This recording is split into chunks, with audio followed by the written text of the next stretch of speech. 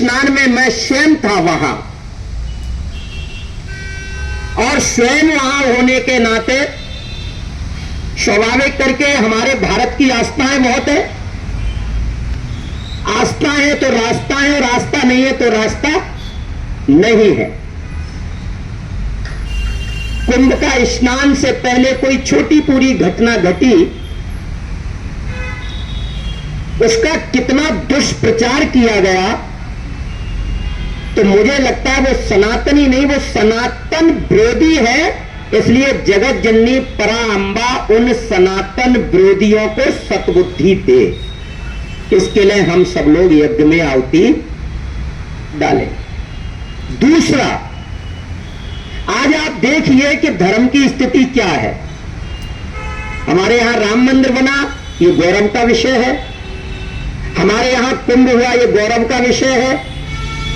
हमारे देश को हम हिंदुस्तान कह रहे हैं, तो इस पे भी लोग आलोचना कर रहे हैं, इस पे भी लोग टिप्पणी कर रहे हैं।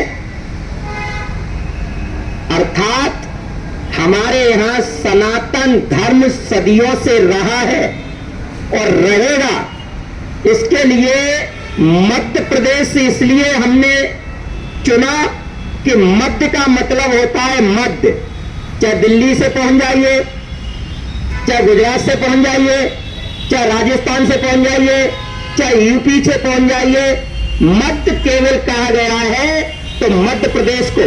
और मध्य प्रदेश को मध्य इसलिए कहा गया है कि मध्य प्रदेश ही एक ऐसा प्रदेश है जहां नर्मदा निकली है, और उस नर्मदा का सिस्टम और शिष्टाचार है कि केवल दर्शन मात्र से पाप भस्म हो जाते, तो वो मध्य में निकली है। तो इसलिए गालव ऋषि की धरा ग्वालियर पे जो यज्ञ होने जा रहा है, ये राष्ट्र उन्नति के लिए, राष्ट्र में अच्छा निर्माण हो उसके लिए, और सनातन विरोधी भस्म हो, सनातन विरोधी इस धरा से समाप्त हो, सनातन विरोधियों का अस्तित्व खत्म हो। हमारे यहां न जाने क्या हो गया है, कुंभ इतना अच्छे से हो रहा है। 13 अखाड़े के अध्यक्ष पूजनीय श्री महंत रविंद्रपुरी ने स्वयं ने कहा कि पहले लोगों की पीड़ा हमारी पीड़ा है, इसलिए हम स्नान कैंसिल करते हैं। लेकिन उत्तर प्रदेश सरकार की वजह से सारे संतों का स्नान हुआ, इतना अच्छा काम किया। उसमें भी आप देखिए कुछ कथाकथित संत, मैं उनको संत नहीं कह सकता हूं, संत होकर के भी अभी मीडिया के द्वारा पूछा जाएगा क्या संतों में भी फूट पड़ गई है, अभी पूछा जाएगा। लेकिन संतों में फूट नहीं पड़ी है, संत एक है, सनातन एक है, सनातन बता नहीं है। लेकिन कुछ कथाकथित, कुछ मनमुखी इस कुंभ को बदनाम करने की साजिश कर रहे हैं। वो संत नहीं, वो तो कालने में है। उन्हें तो ये चोला पहनने का भी अधिकार, वो चोला पहनने का भी उनका अधिकार नहीं है, जो सनातन को बदनाम करने का काम कर रहे हैं। छोटी पूरी कोई घटना घटी और उसे शासन प्रशासन के वजह से संभाला गया।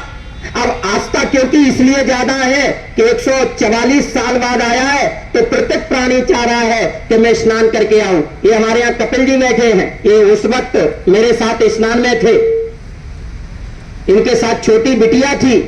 ये राहुल जी मेरे साथ स्नान में थे, आप भी थे राहुल? आपका स्नान कैसे हुआ बताइए?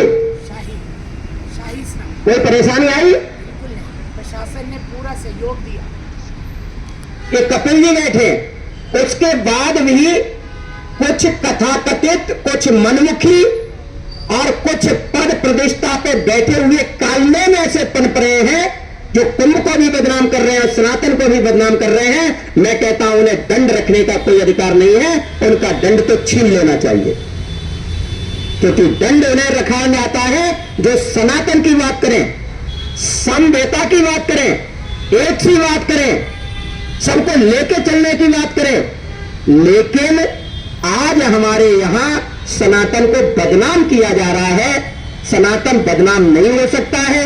इसके लिए यज्ञ के 1100 कलश ऊपर जो चढ़ेंगे वो 1100 कलश स्वर्ण में होंगे, लेकिन वो स्वर्ण में ऐसे होंगे कि उन सारे कलशों पर सोने की परत चढ़ाई जाएगी, क्योंकि यज्ञ का काम करने पर कोई झूठ नहीं बोला जाता। यज्ञ में जो कुछ है वो सच्चाई है। 11 करोड़ आहुतियां डाली जाएंगी, जिसमें तिल जौ सामग्री होगी, और देश देशांतर के समस्त वरिष्ठ महापुरुषों को हम निमंत्रण देने जाएंगे। समस्त महापुरुषों से हमने चर्चा की है, जिसमें से बहुत सारे महापुरुषों की अनुमति मिल गई है, आगे अनुमति मिल जाएगी। ऐसा यज्ञ अभी तक भारत की धरा पर नहीं हुआ है, भूतो न भविष्यतो, क्योंकि 1 लाख पाठ देवी के हर किसी ने नहीं कर पाए हैं। इसलिए 11 ब्राह्मणों के द्वारा इसकी आहुति दी जाएगी, और सर्वश्रेष्ठ विद्वान आचार्य इस यज्ञ को कराएंगे। वृंदावन के वरिष्ठ आचार्य हैं आचार्य विष्णुकांत जी, जो इस यज्ञ के आचार्य हैं। तो ये यज्ञ 14 अप्रैल से 20 अप्रैल तक ग्वालियर की धरा पे होने जा रहा है, जिसमें आप सभी लोग सम्मिलित रहिए। और यज्ञ का उद्देश्य एक ही है, श्वासें हो रही हैं कम, और भारत के सभी लोग मिलकर यज्ञ करेंगे हम। जय हिंद, जय भारत।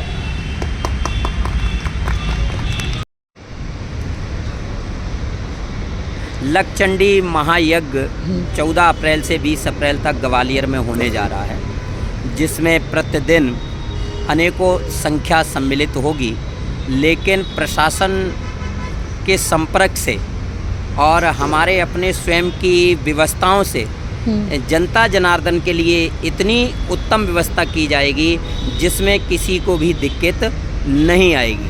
हम संपर्क सूत्र नंबर भी कुछ जारी करेंगे, जिस पर सभी हमसे संपर्क कर पाएंगे। प्रशासन हमारे साथ में सारी मिलकर के व्यवस्थाएं करेगा, और हमारे यहाँ 10 से 12 लाख जनता प्रतिदिन आएगी। उसके लिए हम प्रशासन को कम से कम 30 से 35 लाख जनता का अनुमान देंगे, जिससे कि असुविधाएं उत्तम ना हो पाए। तो मतलब ऐसी व्यवस्था रहेगी कि आम जनता को तकलीफ ना हो। बिल्कुल रहेगी, क्योंकि या महाकुंभ से हम कुछ तो सीख ले ही सकते हैं। वहाँ जो दिक्कतें रही है इस यज्ञ में ना हो। यज्ञ में इसलिए नहीं होंगी, स्वाभाविक करके कुंभ में भी जो दिक्कतें थोड़ी बहुत आई हैं वो इसलिए नहीं आई कि वहाँ असुविधाएं थीं। नहीं, हाँ, वहाँ स्वाभाविक करके यही था। यज्ञ में दिक्कत आने का कारण ये रहा कि जनता भावुक है, सनातन सर्व ऊपर है। तो यज्ञ में जितने लोग जाने थे उससे भी कई गुना ज़्यादा पहुँचने के कारण छोटी सी अव्यवस्थाओं को दर्शाया गया। बाकी मैं स्वयं निरंजनी अखाड़े का महामंडलेश्वर हूँ, मैंने स्वयं ने स्नान किया है, और आज भी वहाँ स्नान हो रहा है, बड़े आनंद से हो रहा है। कुंभ में आप जाएंगी तो कुंभ में आपको अव्यवस्थाएं नहीं दिखेंगी, लेकिन कहीं कहीं जाम की स्थितियाँ सुनने को आ रही हैं।